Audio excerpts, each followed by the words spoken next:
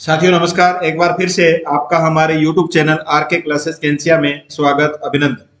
आज हम हल करेंगे सामाजिक विज्ञान एनसीईआरटी टारगेट 60 टेस्ट नंबर 5। इससे पहले हम टारगेट 60 नाम से टेस्ट 1 से 4 तक हम हल कर चुके हैं। ये टेस्ट एनसीईआरटी पाठ्यपुस्तक से तैयार किए गए हैं। इस वीडियो के डिस्क्रिप्शन बॉक्स में आपको लिंक मिल जाएगी, वह वीडियो भी आप जरूर देखें। यदि आप एनसीईआरटी और आरबीएससी ऑनलाइन कोर्स परचेज करना चाहते हो, ऑनलाइन टेस्ट देना चाहते हो, किताबें पढ़कर अपना प्रतिदिन मूल्यांकन करना चाहते हो, तो एग्जाम विजन ऐप पर प्रतिदिन एनसीईआरटी पाठ्य पुस्तकों से टेस्ट सीरीज चल रही है, तो वह भी आप ज्वाइन कर अपनी तैयारी को और बेहतरीन बना सकते हो। ये जो एनसीईआरटी क्वेश्चन तैयार किए गए हैं, ये मेरे स्वयं के द्वारा तैयार किए गए हैं, तो ये आपको अन्य किताबों में गाइड में इस प्रकार के क्वेश्चन है वो नहीं मिलेंगे। तो शुरू करते हैं। Target 60 test number 5 question number 1। निम्नलिखित स्थानों में से कौन सा या कौन से पूरा स्थल कृषि व पशुपालन से संबंध नहीं रखते या रखता है? कुरनूल, मेहरगढ़, कोल्डी हवा, चिरांद, दाऊदली, हैंडिंग। नीचे दिए गए कूट का प्रयोग करके आपको सही उत्तर चुनना है।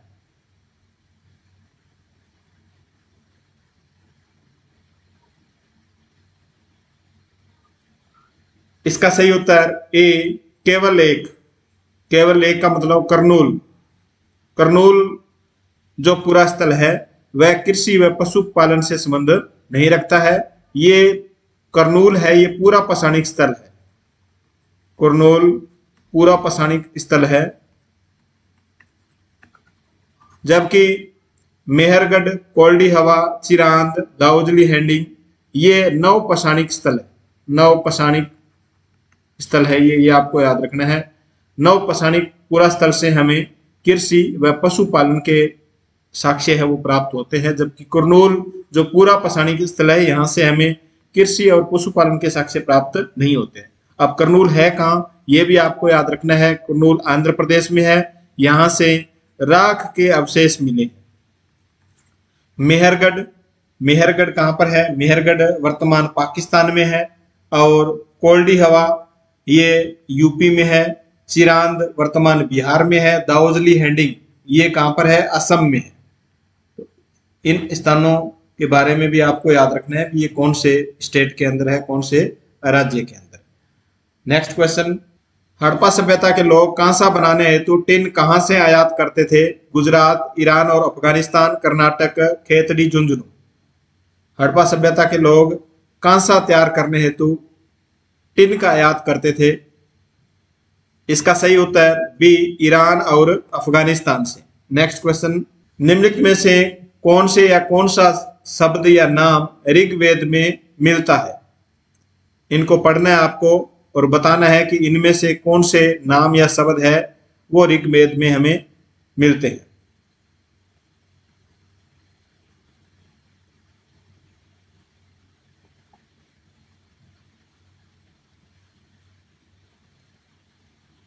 इसका सही उत्तर डी 1, 2 और 3, यानी तीनों ही नाम, जैसे पुरुजन या विष, भरतजन या विष, यदुजन या विष, ये तीनों ही नाम हमें कौन से ग्रंथ में मिलते हैं? ऋग्वेद में मिलते हैं।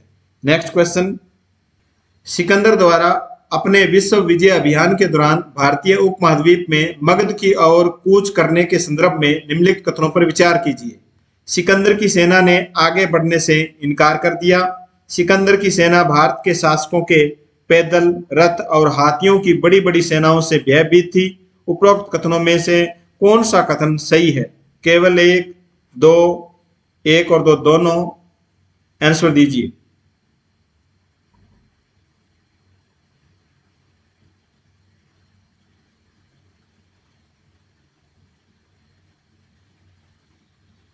इसका सही उत्तर सी। सिकंदर की सेना है वो आगे बढ़ने से सिकंदर की सेना ने इनकार कर दिया। सिकंदर की सेना भारत के शासकों के जो पैदल सेना थी, रथ सेना थी, हाथी थे, इन बड़ी बड़ी सेनाओं से भयभीत थी, इसलिए मगध पर या मगध की ओर कूच करने से सिकंदर की सेना ने इनकार कर दिया। दोनों ही कथन है वो क्या है? सत्य है। महावीर स्वामी के द्वारा गृह त्याग कितने वर्ष की आयु में किया गया? महावीर स्वामी के द्वारा गृह त्याग कर दिया गया था कितने वर्ष की आयु में? आंसर दीजिए। इसका सही उत्तर सी 30 वर्ष की आयु में।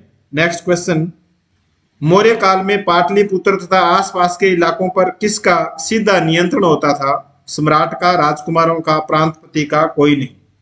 मौर्य काल में पाटलिपुत्र तथा आसपास के जो भी इलाके थे इन पर किसका सीधा नियंत्रण था? इसका सही उत्तर ए सम्राट का। नेक्स्ट क्वेश्चन, रेशम बनाने की तकनीक का आविष्कार सबसे पहले 7000 साल पहले, ये भी याद रखना है, कितने साल पहले? 7000 साल पहले कहाँ हुआ था? अमेरिका में, इंग्लैंड में, दक्षिण अफ्रीका में, चीन में रेशम बनाने की तकनीक का आविष्कार। इसका सही उत्तर डी चीन में। रेशम बनाने की तकनीक का आविष्कार चीन में हुआ था। नेक्स्ट क्वेश्चन, पल्लव काल में नगरम शब्द का प्रयोग किया जाता था ब्राह्मण भूस्वामियों हेतु, सड़क निर्माण हेतु, व्यापारियों के संगठन हेतु, मंदिरों की देख रेख हेतु। नगरम शब्द का प्रयोग पल्लव काल में किसके लिए किया जाता था? इसका सही उत्तर सी व्यापारियों के संगठन के लिए नगरम शब्द का प्रयोग किया जाता था पल्लव काल में। नेक्स्ट क्वेश्चन, महमूद गजनवी के द्वारा जीते गए शासकों के बारे में किस इतिहासकार ने वर्णन किया है? अलबरूनी ने, अमीर खुसरो, बंदायूनी, इब्न बतूता ने। इसका सही उत्तर ए अलबरूनी ने। महमूद गजनवी के द्वारा जीते गए जो शासक है उनके बारे में अलबरूनी ने वर्णन किया।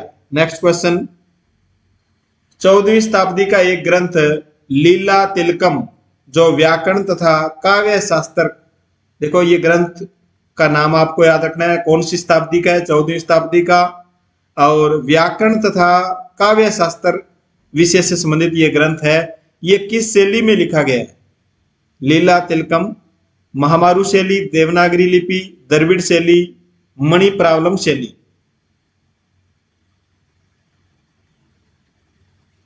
इसका सही उत्तर डी मणिप्रावलम शैली में ये लीला तिलकम नामक व्याकरण तथा काव्य शास्त्र विषय का जो ग्रंथ है वो लिखा गया है। नेक्स्ट क्वेश्चन, सभी साथी वीडियो को अपने दोस्तों में शेयर जरूर करें क्योंकि इस टेस्ट को बनाने में 2-3 दिन लग जाते हैं, कड़ी मेहनत करनी पड़ती है। तो आपका भी फर्ज बनता है कि आप इस वीडियो को अपने दोस्तों में शेयर करें। जिन साथियों ने अभी तक चैनल को सब्सक्राइब नहीं किया है वो चैनल को सब्सक्राइब जरूर करें।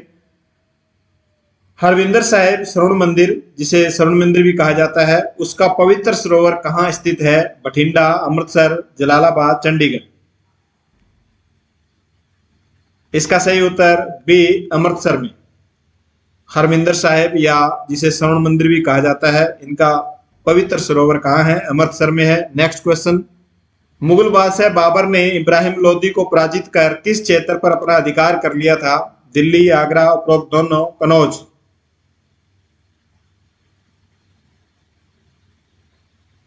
इसका सही उत्तर सी उपरोक्त दोनों। बाबर ने इब्राहिम लोदी को पराजित किया, कौन से युद्ध में किया ये आपको कमेंट करके बताना है। और इब्राहिम लोदी को पराजित करके दिल्ली और आगरा पर अधिकार कर लिया।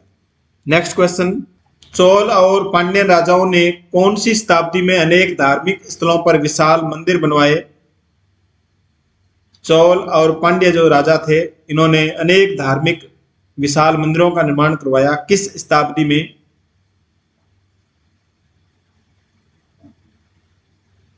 इसका सही उत्तर ए 10वीं से 12वीं शताब्दी के दौरान। नेक्स्ट क्वेश्चन, स्कॉटलैंड के जेम्स मिल की पुस्तक का नाम क्या है? इनको पढ़ करके आंसर बताइए। स्कॉटलैंड के जेम्स मिल की पुस्तक का नाम बताना है।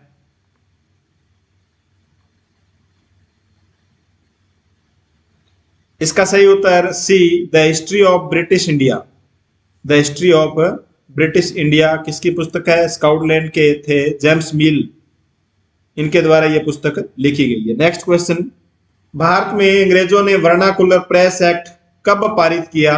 आंसर दीजिए। वर्नाकुलर प्रेस एक्ट पारित किया गया, लागू किया गया इसको किसके द्वारा? लीटन के द्वारा। और इसको सतह में परिवर्तन होने के कारण इंग्लैंड में इसको रिटर्न किया गया, वापस किया गया रिपन के द्वारा। 1881 में इसको वापस किया गया। तो इसको कब पारित किया गया? इसका सही उत्तर डी 1878 ईस्वी में। 1878 ईस्वी में इसको पारित किया गया लिटन के द्वारा। रिपन ने इसको वापस लौटा दिया, इसको रद्द कर दिया 1881। नेक्स्ट क्वेश्चन, समाज में समानता स्थापित करने के लिए लोकतंत्र के क्षेत्रों में आवश्यक है?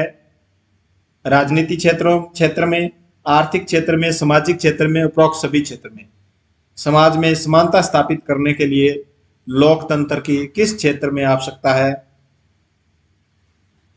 इसका सही उत्तर डी उपरोक्त सभी में। राजनीति में भी आवश्यकता है, आर्थिक में भी और सामाजिक क्षेत्र में भी। नेक्स्ट क्वेश्चन, रमाबाई ने 1898 में पुणे के किस गांव में एक मिशन द्वारा स्त्रियों और गरीब औरतों को पढ़ने लिखने के लिए तथा स्वतंत्र होने की शिक्षा दी थी? कौन सा गांव था जिसमें रमाबाई ने एक पढ़ाई का अभियान चलाया था स्त्रियों और गरीब औरतों के लिए? खेरवाड़ा, चीरगांव, खेड़गांव, पालनपुर। ये गांव पुणे में है। इसका सही उत्तर सी खेड़गांव में। नेक्स्ट क्वेश्चन, निम्नलिखित पर विचार कीजिए। संविधान में राज्य शब्द का संदर्भ राज्य सरकारों से नहीं होता है। संविधान के अनुसार एक ऐसी राजनीतिक संस्था होती है जो निश्चित भूभाग में रहने वाले संप्रभु लोगों का प्रतिनिधित्व करती है। उपरोक्त कथनों में से कौन सा कथन सही है? आपको इन दोनों कथनों को पढ़ करके आंसर देना है।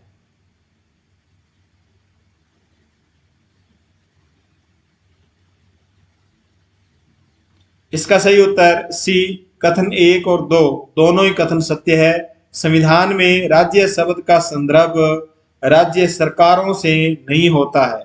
संविधान के अनुसार राज्य क्या है? एक राजनीतिक संस्था होती है जो निश्चित भूभाग में रहने वाले संप्रभु लोगों का प्रतिनिधित्व करती है।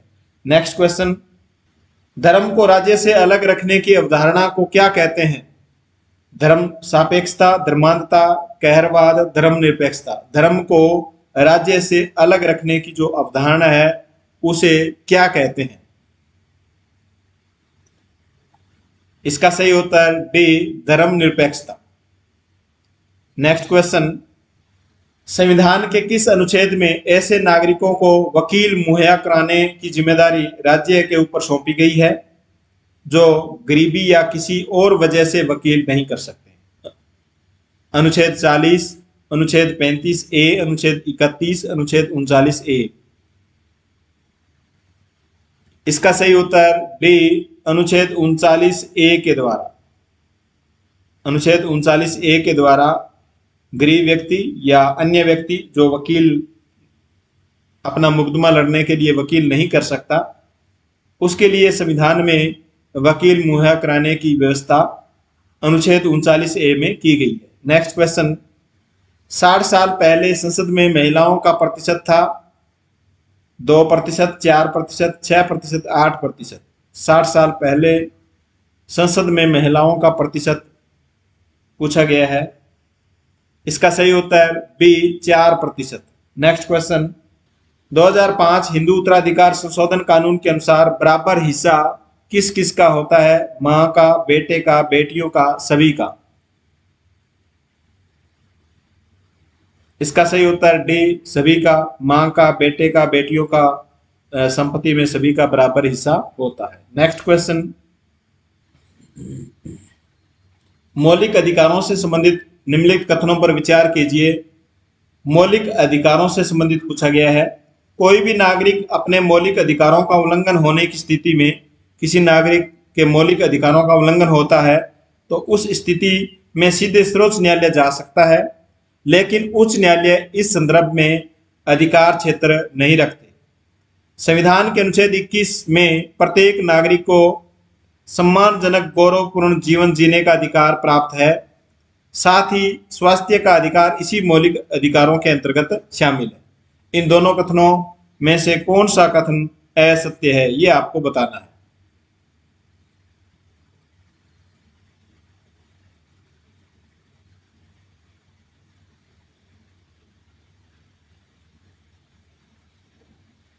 इसका सही उत्तर सी, कथन 1 और 2 दोनों ही कथन क्या है, असत्य है। अब दोनों कथन असत्य क्यों है? देखो, कोई भी नागरिक अपने मौलिक अधिकारों का उल्लंघन होने की स्थिति में सीधे सर्वोच्च न्यायालय जा सकता है, ये बात सत्य है, लेकिन उच्च न्यायालय में भी वह जा सकता है, उच्च न्यायालय में भी वह रिट लगा सकता है। तो ये कथन असत्य हो गया। संविधान के अनुच्छेद 21 में प्रत्येक नागरिक को सम्मानजनक गौरवपूर्ण जीवन जीने का मौलिक अधिकार प्राप्त है, यहां तक तो बात सही है, लेकिन स्वास्थ्य का अधिकार इसी मौलिक अधिकार नहीं है, ये कर्तव्य है। ये क्या है? कर्तव्य है। तो ये इसके अंदर शामिल नहीं है, ये सत्य नहीं है, इसलिए दोनों कथन क्या है, असत्य है। नेक्स्ट क्वेश्चन, किसी भी व्यक्ति को उसके जीने का अधिकार और निजी स्वतंत्रता से वंचित नहीं किया जा सकता। यह अधिकार भारतीय संविधान की किस मूल अधिकार से संबंधित है? उसके जीने के अधिकार से या निजी स्वतंत्रता से वंचित नहीं किया जा सकता, ये किस अधिकार से संबंधित है? इसका सही उत्तर बी, स्वतंत्रता के अधिकार से संबंधित है। नेक्स्ट क्वेश्चन, मंत्रियों द्वारा किए गए फैसले को लागू करने के उपायों के लिए एक निकाय के रूप में जिम्मेदार होते हैं। मंत्रियों के द्वारा जो फैसले लागू करने होते हैं उनकी जिम्मेदारी एक निकाय के रूप में किसके पास होती है? संसद सदस्य के पास, नौकरशाह के पास, न्यायाधीश के पास, इनमें से कोई नहीं।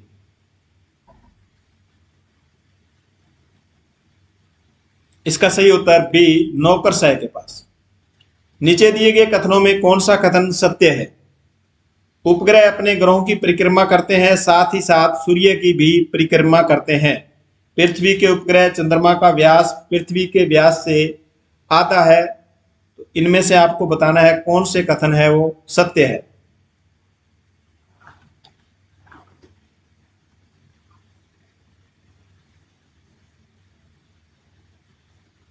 इसका सही उत्तर ए, केवल एक। कथन नंबर 1 ही सत्य है। देखो, उपग्रह अपने ग्रहों की परिक्रमा करते हैं, उपग्रह है वो ग्रहों की परिक्रमा करते हैं, ये सही है। साथ ही सूर्य की भी परिक्रमा करते हैं, यह भी सत्य है। कथन 2 सत्य क्यों नहीं है? देखिए, पृथ्वी के उपग्रह चंद्रमा का व्यास, चंद्रमा का जो व्यास है वह पृथ्वी के व्यास से आधा है। तो पृथ्वी का व्यास 12,000 से ऊपर है, 12,242 किलोमीटर है ये इसका व्यास, जबकि चंद्रमा का व्यास है वो 3,000 के आसपास है, यानी 3474.8 किलोमीटर है। तो इस प्रकार ये आधा हम नहीं कह सकते, इसलिए ये कथन सत्य नहीं है। नेक्स्ट क्वेश्चन, नीचे दिए गए युग्मों में से कौन से सही सुमेलित नहीं है? सही सुमेलित नहीं है ये पूछा गया है। कर्क रेखा एवं मकर रेखा के बीच का क्षेत्र उष्ण कटिबंध कहलाता है। कर्क रेखा एवं उत्तर ध्रुव वृत्त के बीच का क्षेत्र शीत कटिबंध कहलाता है। दक्षिण ध्रुव वृत्त और दक्षिणी ध्रुव के बीच का क्षेत्र शीतोष्ण कटिबंध कहलाता है। इनमें से आपको बताना है कौन सा कथन, कौन सा युग्म है वो सुमेलित नहीं है। इसको हम एक डायग्राम से समझते हैं। देखो, यहाँ पर ये उत्तरी ध्रुव है और ये दक्षिण ध्रुव है, ये 0 डिग्री यामोत्तर रेखा या विषुवत वृत्त है 0 डिग्री। यहाँ ये कर्क रेखा है, कर्क रेखा, और यहाँ पर ये मकर रेखा है। ये जो क्षेत्र है ये उष्ण कटिबंध है, उष्ण कटिबंध क्षेत्र में आता है। ये जो क्षेत्र है उष्ण कटिबंध में, यानी कर्क रेखा और विषुवत रेखा या कर्क रेखा या मकर रेखा के बीच का जो क्षेत्र है वो किस में आता है? देखो यहाँ लिख लेते हैं, कर्क और मकर, इनके बीच का जो क्षेत्र है वो उष्ण कटिबंध में आएगा, उष्ण कटिबंध। ठीक है, और ये जो उत्तरी ध्रुव है और यहाँ है उत्तरी ध्रुव वृत्त, उत्तरी ध्रुव वृत्त जो 66.5 डिग्री उत्तर की ओर है। यहाँ का ये जो क्षेत्र है ये शीत कटिबंध में आता है, यानी उत्तरी ध्रुव और उत्तरी ध्रुव वृत्त ये इसके जो मध्य का क्षेत्र है ये किस में आता है, शीत कटिबंध में आता है। और ये जो क्षेत्र है यहाँ का यानी कर्क रेखा और उत्तरी ध्रुव वृत्त, कर्क रेखा और उत्तरी ध्रुव वृत्त के बीच का जो क्षेत्र है, ये जो क्षेत्र है ये शीतोष्ण कटिबंध में आता है, शीतोष्ण कटिबंध में आता है। तो अब आप इसका उत्तर दे सकते हो, जैसे ये जो क्षेत्र है ये दक्षिणी वृत्त है और ये दक्षिणी ध्रुव है। ये जो क्षेत्र है ये शीत कटिबंध में आता है, ये शीतोष्ण कटिबंध में आता है और ये उष्ण कटिबंध में आता है। इसी प्रकार यहाँ उष्ण हो गया, यहाँ शीतोष्ण हो गया, यहाँ शीत कटिबंध हो गया। अब आप इसका उत्तर दे सकते हो। तो इसका सही उत्तर होगा बी 2 और 3, यानी कथन या युग्म 2 और 3 है वो सुमेलित नहीं है, ये सुमेलित नहीं है और कथन 3 सुमेलित नहीं है।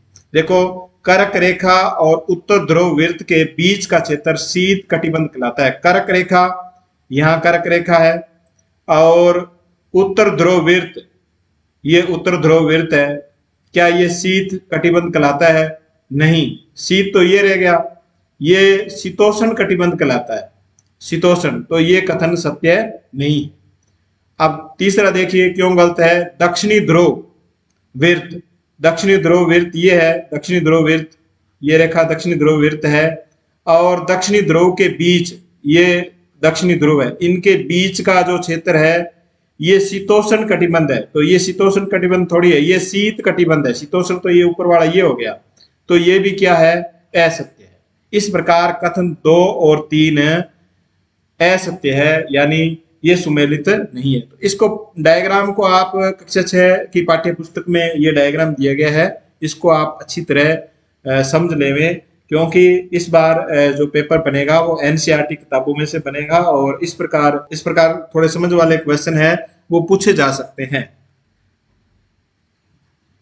नेक्स्ट क्वेश्चन, 23 सितंबर को उत्तरी गोलार्ध में शरद ऋतु होती है और दक्षिणी गोलार्ध में कौन सी ऋतु होगी?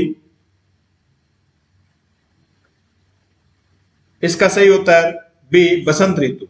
उत्तरी गोलार्ध में 23 सितंबर को शरद ऋतु है तो दक्षिणी गोलार्ध में बसंत ऋतु होगी। नेक्स्ट क्वेश्चन, अफ्रीका का माउंट किलिमंजारो तथा जापान का फ्यूजियामा किस तरह के पर्वतों के उदाहरण है? आंसर दीजिए। इसका सही उत्तर सी ज्वालामुखी पर्वत। अफ्रीका का माउंट किलिमंजारो और जापान का फ्यूजियामा ये किसके उदाहरण है? ज्वालामुखी पर्वतों के उदाहरण है। नेक्स्ट क्वेश्चन, निम्नलिखित कथनों में से कौन सा कथन सत्य है? भूकंप के अंतर्गत भूप्रपट्टी के नीचे का वह स्थान जहां कंपन आरंभ होता है अधिकेंद्र कहलाता है। भूप्रपट्टी पर ज्वालामुखी क्षेत्र को जहां से लावा बाहर निकलता है उसको क्रेटर कहते हैं। तो दोनों कथनों को पढ़ करके आपको बताना है कौन सा कथन सत्य है। इसी प्रकार के क्वेश्चन है वो आपको जो 23 जुलाई या 24 जुलाई को पेपर होगा उसमें आपको देखने को मिलेंगे। तो ये टारगेट 60 वाले आप जितने भी टेस्ट हो रहे हैं उनको आप जरूर हल करें। इसका सही उत्तर बी केवल 2। केवल 2 कथन, 2 नंबर कथन है वो सत्य है। भूप्रपट्टी पर ज्वालामुखी क्षेत्र को जहां से लावा बाहर आता है उसे क्रेटर कहते हैं। अब कथन 1 असत्य क्यों है? देखो सत्य क्यों नहीं है। भूकंप के अंतर्गत भूप्रपट्टी के नीचे वह स्थान जहां कंपन आरंभ होता है, जहां, अब याद रखना है, देखो जहां कंपन आरंभ होता है वह क्या कहलाता है? केंद्र कहलाता है। और यहां इसने क्या दिया है? अधिकेंद्र। जहां कंपन आरंभ होता है, जैसे मान लो ये स्थान है, यहां से कंपन आरंभ होता है पृथ्वी के अंदर, यहां से कंपन आरंभ होता है तो इसको कहेंगे उद्गम केंद्र, उद्गम केंद्र कहेंगे। और इसके ऊपर वाला जो क्षेत्र है ये क्या कहलाएगा? अधिकेंद्र, अधिकेंद्र कहलाएगा। ये क्या कहलाएगा? अधिकेंद्र कहलाएगा। केंद्र और अधिकेंद्र दोनों को आपको अच्छी तरह से याद रखना है। नेक्स्ट क्वेश्चन, सह्याद्री को अन्य किस नाम से जाना जाता है? अरावली, पश्चिमी घाट, हिमाद्री, हिमनद। सह्याद्री को अन्य किस नाम से जाना जाता है? इसका सही उत्तर बी पश्चिमी घाट। पश्चिमी घाट को सह्याद्री भी कहते हैं। नेक्स्ट क्वेश्चन, नीचे दिए गए विकल्पों में से कौन से हवाई पतन है? Delhi, Mumbai, New York, London, Paris, Frankfurt, Cairo, उपरोक्त सभी। इसका सही उत्तर डी उपरोक्त सभी, ये सभी है वो हवाई पतन है। नेक्स्ट क्वेश्चन, लेटराइट शब्द ग्रीक भाषा के शब्द लेटर से लिया गया है जिसका अर्थ है पत्थर, पट्टिका, ईंट, कोई नहीं। इसका सही उत्तर सी ईंट। लेटराइट शब्द ग्रीक भाषा के लेटर से लिया गया है, लेटर का अर्थ है ईंट। नेक्स्ट क्वेश्चन, भारत का संपूर्ण उत्तरी मैदान जिस प्रकार की मिट्टी से बना है वह है काली मृदा, लाल पीली मृदा, जलोढ़, लेटेराइट। भारत का उत्तरी मैदान कौन सी मिट्टी से बना है? आंसर दीजिए। इसका सही उत्तर सी जलोढ़ मिट्टी से बना है। भारत का उत्तरी मैदान जलोढ़ मिट्टी से, जो अत्यधिक उपजाऊ मिट्टी है। नेक्स्ट क्वेश्चन, भारत में कितना प्रतिशत मैंग्रोव वन क्षेत्र लुप्त हो चुका है? 30%, 40%, 50%, 90%। कितना प्रतिशत मैंग्रोव जो वन पाए जाते हैं वो लुप्त हो चुके हैं? इसका सही उत्तर बी 40%। नेक्स्ट क्वेश्चन, राज्य के पूर्वी समतल मैदानी क्षेत्र में जनसंख्या घनत्व कितने व्यक्ति प्रति वर्ग किलोमीटर है? राज्य के पूर्वी समतल जो मैदानी क्षेत्र है इसमें जनसंख्या घनत्व कितने व्यक्ति प्रति वर्ग किलोमीटर पाया जाता है? राज्य के पूर्वी समतल मैदानी क्षेत्र में।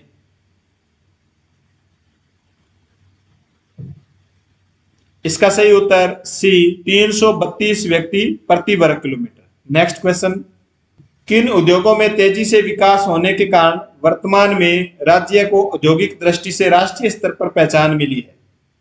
बृहत उद्योगों में खनिज उद्योग, लघु उद्योग, फर्नीचर उद्योग।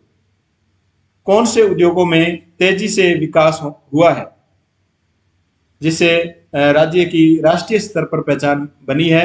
इसका सही उत्तर ए बृहत उद्योगों में। नेक्स्ट क्वेश्चन, राजस्थान में सर्वाधिक उपलब्ध खनिज कौन सा है? मैंगनीज, रॉक फास्फेट, जिप्सम, उपरोक्त सभी।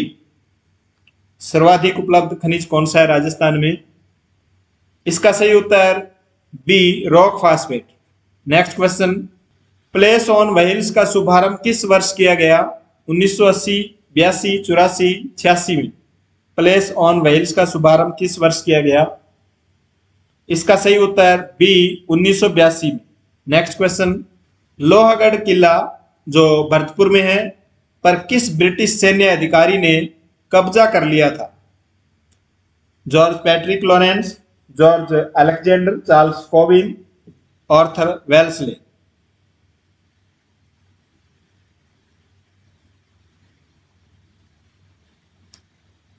इसका सही उत्तर डी आर्थर वेल्सले, जिसको जनरल ड्यूक के नाम से भी जाना जाता है। नेक्स्ट क्वेश्चन, पेशवा बाजीराव ने अपनी माता राधाबाई को कब राजस्थान में तीर्थ यात्रा पर भेजा था?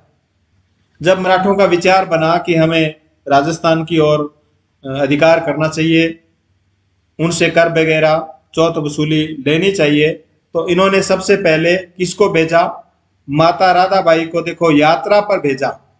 भी माता जी का वो मान सम्मान करते हैं कि नहीं करते हैं, देखते हैं। पेशवा बाजीराव ने भेजा अपनी माता राधाबाई को। तो वह कब अपनी माता राधाबाई को राजस्थान में तीर्थ यात्रा पर कब भेजा गया? इसका सही उत्तर बी 1735 में। नेक्स्ट क्वेश्चन, 1857 की क्रांति के समय कोटा में प्रमुख नेता, कोटा क्रांति के जो प्रमुख नेता थे जयदयाल तथा मेहराब खां, क्रमशः कहाँ के निवासी थे? आंसर दीजिए। जयदयाल कहाँ का था और मेहराब खां कहाँ के निवासी थे?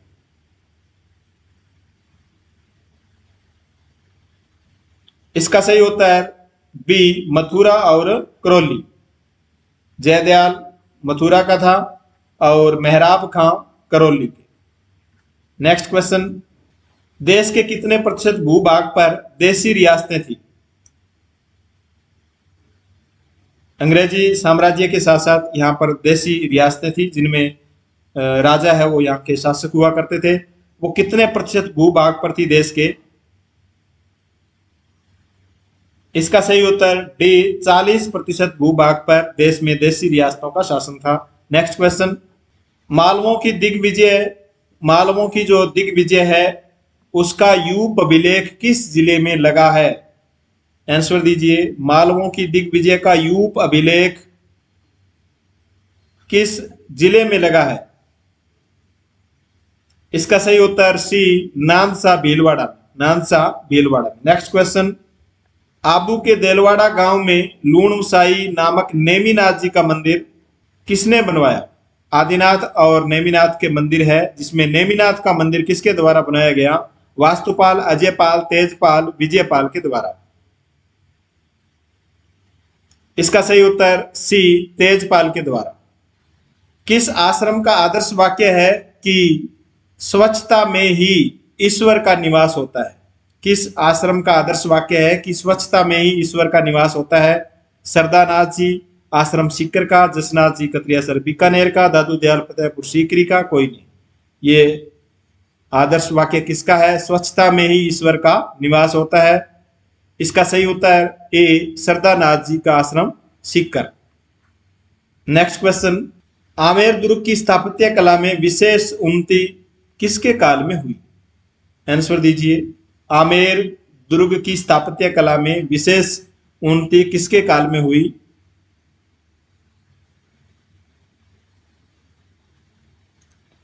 इसका सही उत्तर ए महाराजा मान सिंह के काल में। आमेर दुर्ग के स्थापत्य कला में विशेष उन्नति है वो महाराजा मान सिंह के काल में हुई। नेक्स्ट क्वेश्चन, गोविंद तृतीय की उपाधि वेरी घट, गोविंद तृतीय की उपाधि वेरी घट शत्रु संहारक किस ग्रंथ में मिलती है? गोविंद तृतीय कौन था? आप कमेंट करके जरूर बताएं किसका पुत्र था ये। गोविंद तृतीय की उपाधि वेरी घट, वेरी घट का मतलब शत्रु संहारक किस ग्रंथ में मिलती है? आंसर दीजिए। इसका सही उत्तर ए पृथ्वीराज विजय में। नेक्स्ट क्वेश्चन, वह प्रथम राजपूत शासक जिसने अपनी रणनीति में दुर्ग के स्थान पर जंगल और पहाड़ी क्षेत्र को अधिक महत्व दिया? आंसर दीजिए। प्रथम राजपूत शासक जिसने अपनी युद्ध की जो रणनीति बनाई उसमें दुर्ग के स्थान पर जंगल और पहाड़ी क्षेत्रों में वह अधिक रहा। इसका सही उत्तर B Ravchandra Sen, Ravchandra Sen. Next question, Abheda का महल कहां पर है? अभी अबेड़ा का महल कमेंट करके बताइए। अबेड़ा का महल किसके द्वारा पानी का कृत्रिम जलाशय निर्मित करवाया गया? इस महल में किसके द्वारा पानी का कृत्रिम जलाशय निर्मित करवाया गया? राजकुमारी फूल कंवर, राजकुमारी ब्रज कंवर, राजकुमारी धीरदेह, राजकुमारी पद्मावत। इसका सही उत्तर सी राजकुमारी धीरदेह के द्वारा यहां पर कृत्रिम जलाशय निर्मित करवाया गया। नेक्स्ट क्वेश्चन, शिक्षण विधियों के 10 क्वेश्चन है। हमारे अतीत कक्षा 6 की पाठ्य पुस्तक में तुम्हारा परिचय करवाया गया है। ये कक्षा 6 की जो आपकी पाठ्य पुस्तक है उसमें लिखा है अध्यापकों के लिए, वहां से ये क्वेश्चन मैंने तैयार किया है। हमारे अतीत कक्षा 6 की पाठ्य पुस्तक में तुम्हारा परिचय करवाया गया है एक बालक से, एक बालिका से, एक शिक्षक से, एक बालक या बालिका से। आंसर दीजिए। आपको अपनी जो किताब है उससे पहले 1, 2, 3 पेज होते हैं, इनको भी आपको बारीकी से पढ़ना है। यहां से भी क्वेश्चन बन सकता है, फिर कहोगे पता नहीं कहां से क्वेश्चन आ गया।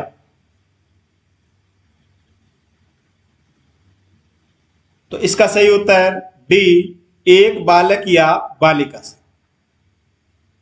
हमारे अतीत कक्षा 6 की सामाजिक की जो किताब है इसमें सबसे पहले परिचय दिया गया है, चाहे तो वो एक कॉलम बना हुआ है शुरुआत में, चाहे तो वो एक बालक के बारे में हो या बालिका के बारे में भी हो सकता है। तो इसका सही उत्तर होगा डी एक बालक या बालिका से। नेक्स्ट क्वेश्चन, ये क्वेश्चन भी कक्षा 6 की किताब में से लिया गया है। समाज विज्ञान हमें निम्न में से किन पहलुओं के बारे में बताता है? समाज विज्ञान हमें किन पहलुओं के बारे में बताता है? भूगोल के बारे में, अर्थव्यवस्था को चलाने के बारे में, सामाजिक और राजनीतिक जीवन की व्यवस्था के बारे में, उपरोक्त सभी के बारे में। समाज विज्ञान हमें किन पहलुओं के बारे में या किस पहलू के बारे में बताता है? आंसर दीजिए। इसका सही उत्तर डी उपरोक्त सभी के बारे में। भूगोल के बारे में, अर्थव्यवस्था के बारे में, सामाजिक और राजनीतिक स्थिति के बारे में भी बताता है। नेक्स्ट क्वेश्चन, भारत की शिक्षा नीति को गांधी जी के विचारों ने उसी प्रकार प्रभावित किया है जिस प्रकार जॉन ड्यूवी ने की शिक्षा नीति को प्रभावित किया है। इंग्लैंड, अमेरिका, रूस, उपरोक्त सभी। जिस प्रकार गांधी जी ने भारत की शिक्षा नीति को प्रभावित किया है उसी प्रकार जॉन ड्यूवी ने किस देश की शिक्षा नीति को प्रभावित किया है?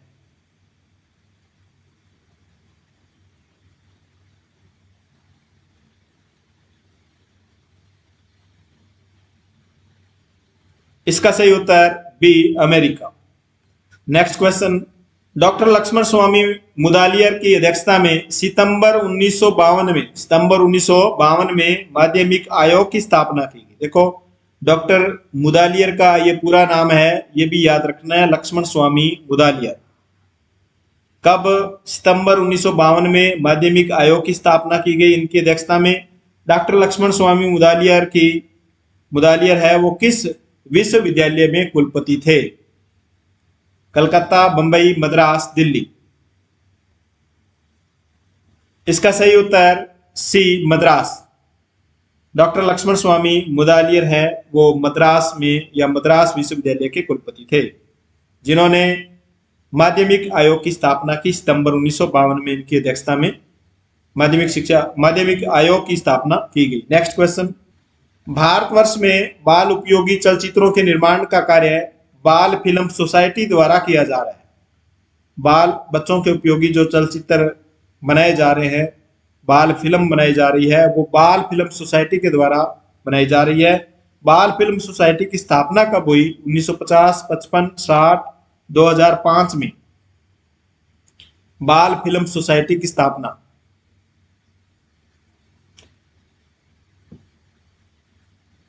इसका सही उत्तर बी, 1955। नेक्स्ट क्वेश्चन, प्रमुख रूप से मूल्यांकन का गुण है। मूल्यांकन का प्रमुख रूप से गुण पूछा गया कौन सा है? विश्वसनीयता, प्रामाणिकता, वस्तुनिष्ठता, उपरोक्त सभी।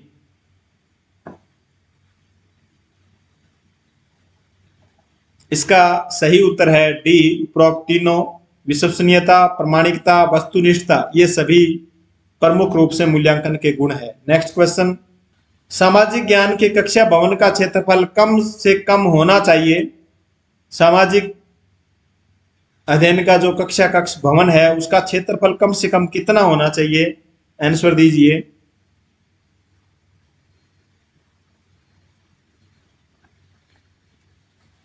ये जो शिक्षण विधियों के क्वेश्चन है ये सामाजिक ज्ञान शिक्षण किताब है। किसकी है ये? अमीर चंद जैन की ये किताब है और राजस्थान हिंदी ग्रंथ अकादमी के द्वारा ये पुस्तक प्रकाशित है। सामाजिक ज्ञान शिक्षण, इस पाठ्य पुस्तक में से क्वेश्चन 53 से 60 तक क्वेश्चन लिए गए। तो सामाजिक ज्ञान कक्षा भवन का क्षेत्रफल कम से कम कितना होना चाहिए? इसका सही उत्तर सी, 1200 वर्ग फुट होना चाहिए। नेक्स्ट क्वेश्चन, 10वीं शताब्दी में किसने खगोल विद्या सिखाने के लिए ग्लोब का निर्माण एवं प्रयोग किया था? देखो, खगोल विद्या सिखाने के लिए ग्लोब का निर्माण और प्रयोग कौन सी शताब्दी में किया गया? 10वीं शताब्दी में। संत अल्बर्ट ने किया, संत गर्बर्ट ने किया, आर्यभट्ट ने, उपरोक्त सभी ने।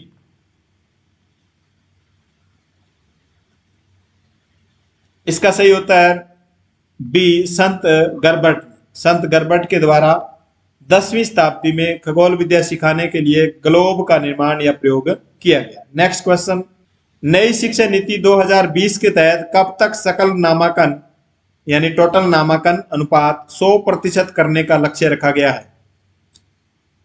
आंसर दीजिए।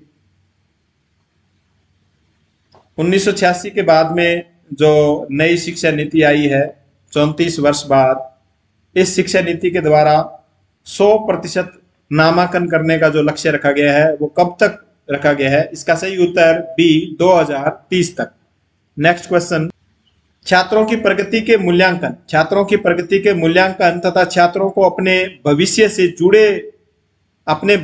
जुड़े निर्णय लेने में सहायता प्रदान करने के लिए किस सॉफ्टवेयर का प्रयोग किया जाएगा? ये जो नई शिक्षा नीति है इसके द्वारा किस सॉफ्टवेयर का प्रयोग किया जाएगा? परख, कृत्रिम बुद्धिमत्ता, ऑपरेशन ब्लैक बोर्ड, उपरोक्त सभी।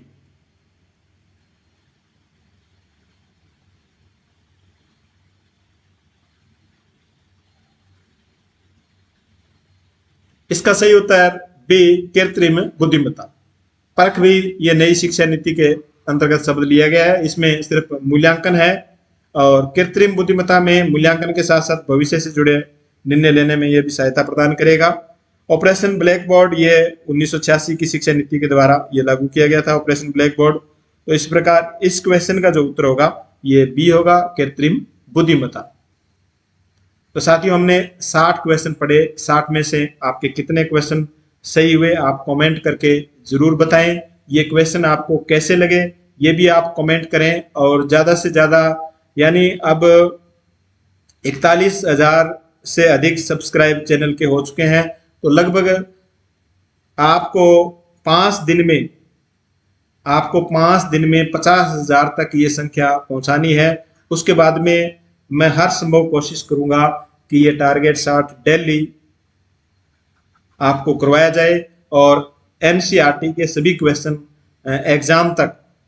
और ये जो टारगेट 60 है ये मेन एग्जाम में भी आपके लिए महत्वपूर्ण होगा। हालांकि माताजी बीमार है, फिर भी मैं उनसे बहुत ही कम मिल पाता हूं और पूरा टाइम आपके ये क्वेश्चन बनाने में, टेस्ट बनाने में इनमें लग जाता है। तो आप सभी साथी से मेरा निवेदन है कि आप इस संख्या को, ये जो 41,000 सब्सक्राइबर है, इसको आप 50,000 तक 5 दिन के अंदर, ये आपका टारगेट है। अगर आप इस टारगेट को 5 दिन में पूरा कर देते हो तो मैं हर संभव कोशिश करूंगा कि ये टेस्ट डेली आपका करवाया जाए और आपकी तैयारी इतनी शानदार हो जाएगी कि आपको 60 में से 60 अंक प्राप्त करने से कोई नहीं रोक सकता।